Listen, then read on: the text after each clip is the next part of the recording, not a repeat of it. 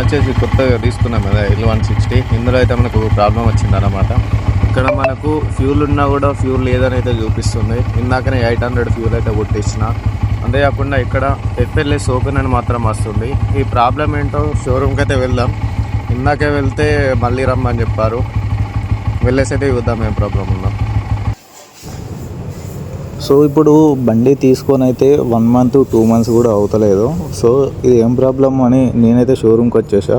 ఇక్కడ ఏంటంటే చూస్తే మనకు వైర్ కట్ అయి ఉంది కదా, ఎలుకలు అయితే కట్ చేసినాయి అన్నట్టు.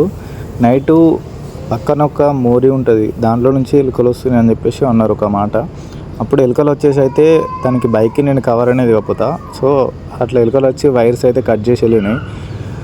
సో వైర్ కట్ చేయడం వల్ల మనకైతే ఫ్యూల్ ఇండికేషన్ అనేది చూపించలేదు. అలాగే డిస్ప్లేలో కొన్ని చేంజెస్ అయితే అని చెప్పేసి వచ్చినాయి.